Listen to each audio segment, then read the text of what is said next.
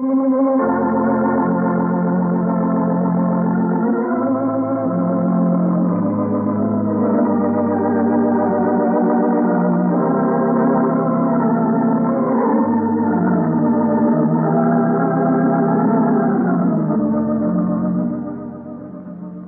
makers of Postum, the favorite mealtime drink in millions of American homes, present those two lovable old characters from the hill country, Lum and Abner.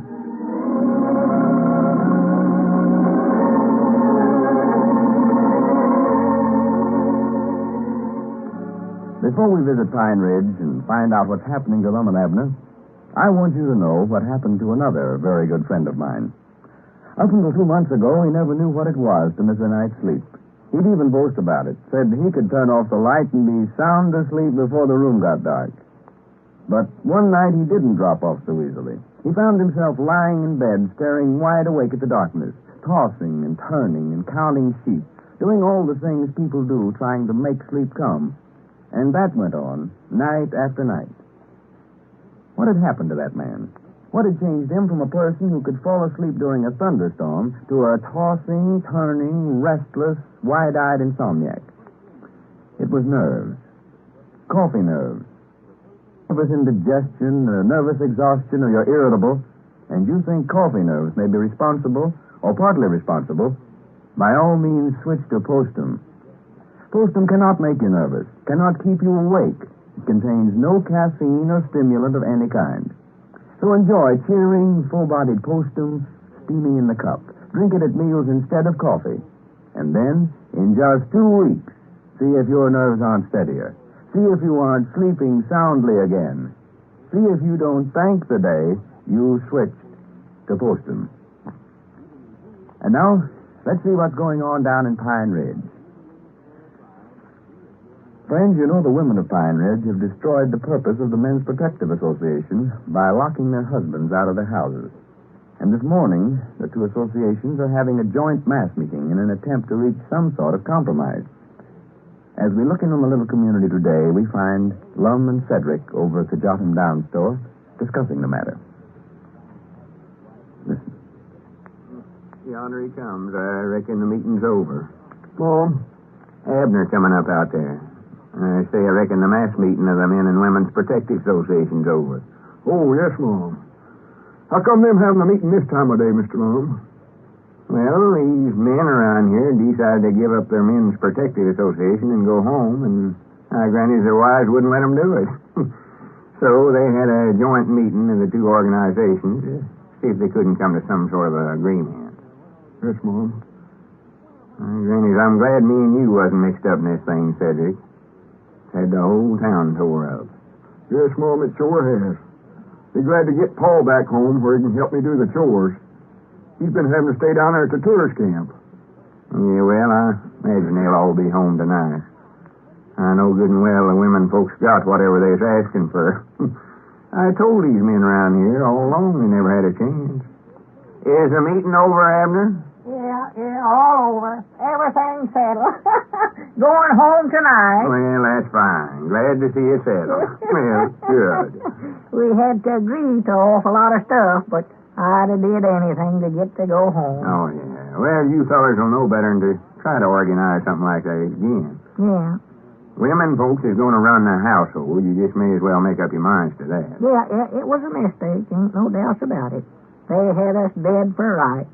Was there much arguing going on down there, Mr. Abner? No. They just told us what we'd have to do, and we all agreed to it. I thought you might end up in a gang fight or something. No. Mose Mooch's woman, the president of the organization, got up and made a little talk. Said they're going to keep this woman's organization. Keep it? Yep.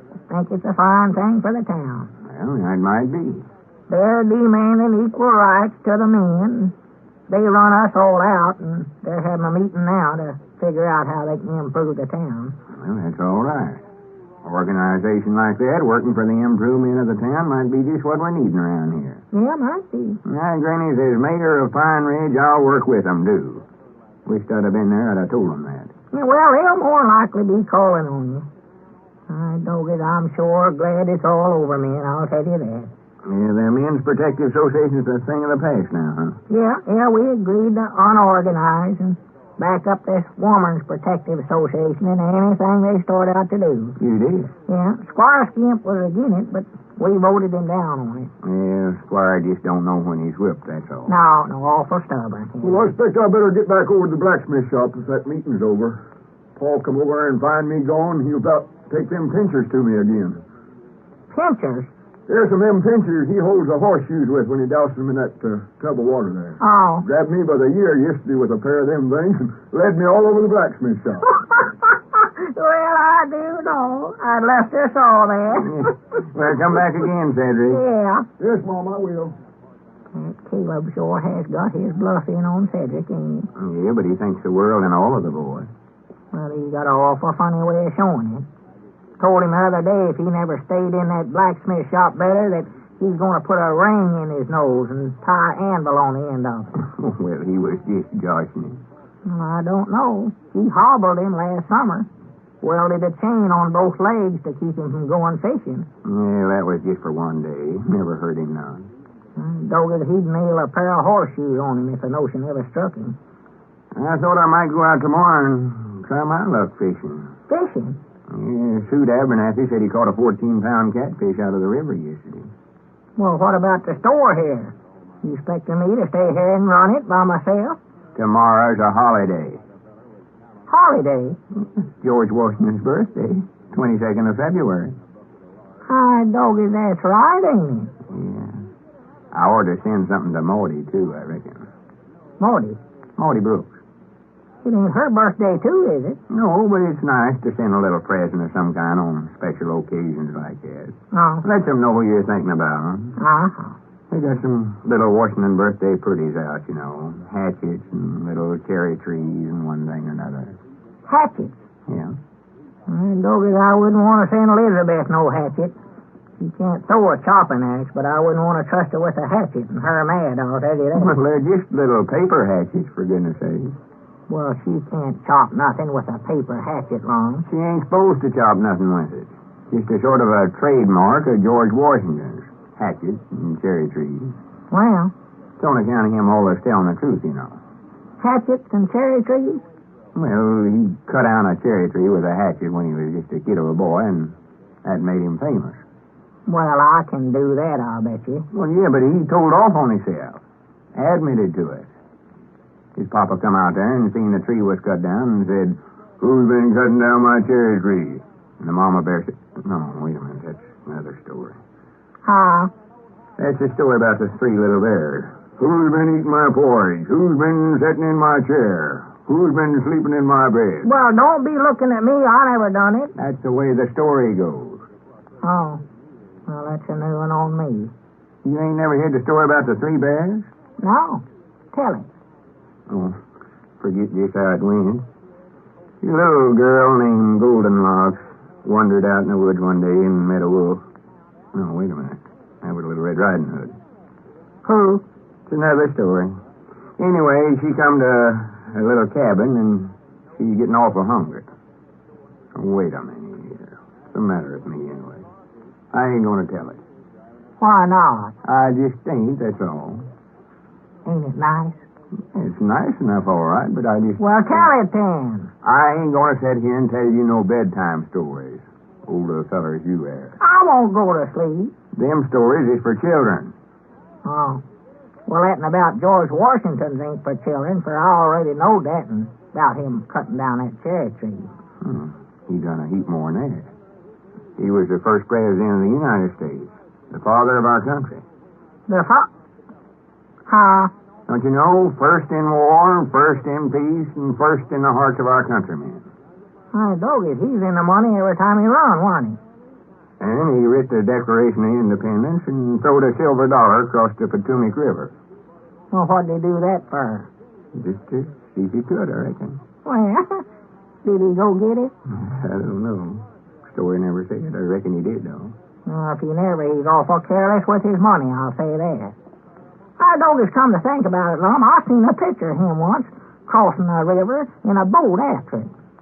Where did you see any such pictures at? That calendar the hardware company in there at the county seat sent us a couple of years ago. That was a picture of Washington crossing the Delaware. Did he throw one across there, too? No, that was during the war. Don't you know, the picture showed all the soldiers sitting down and rowing and him standing up in a boat and ice all around them. Oh, yeah. Yes, sir, I sat here and looked at that thing 1,000 times. It's a wonder he never dumped the whole parcel of them out in the river, standing up in a rowboat. That's dangerous Wait a business. minute, that was our ring. I'll get it. Get wet that or something, I'll tell you. Hello? Jot'em down, store. Lum Abner's talking. Said just dumped me last summer. Oh, howdy, Squire. Why, what's the matter? Yeah, Abner told me the ladies was having a meeting over there. They voted to do what? Well, they can't do that. Well, you fellas had no business agreeing to no such thing. Well, grannies, I won't stand for it. I ain't going to resign from that office for nobody. What's the matter, Lum? Just a minute, Squire. You and your dad blame Protective Association. You've got things in a fine mess now. Huh? You fellas agreed to do anything the women decided, and now they voted to ask every one of the city officials to resign from their office and put a woman in his place. Woman? Going to have a woman mayor, a woman chief of police, and everything else. Grannies, I won't give up the office. I'll fight them to the last. Well, it looks like Lum will have to fight the Women's Protective Association by himself. Be with us again next Friday, won't you? And in the meantime, remember that while many people can drink coffee without ill effects, many others cannot. So if you can't sleep or have nervous indigestion or you're irritable, and you think coffee nerves may be responsible, or even partly responsible, start drinking Postum instead of coffee. For your convenience, Postum comes in two forms. Postum, made as you make coffee, or instant Postum, mixed instantly in the cup. From now on, make your regular mealtime drink Postum.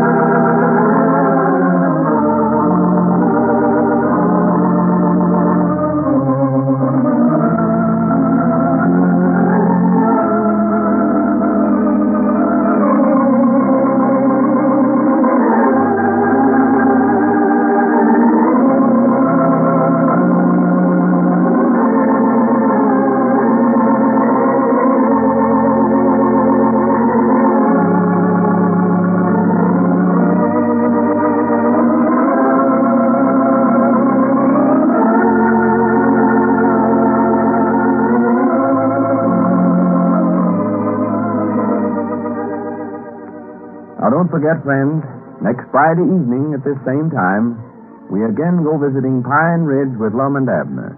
And say, any fellow who always goes around with a chip on his shoulder is just proving there's more wood above. Lou Crosby speaking. And remember, Postum, your best bet for a good night.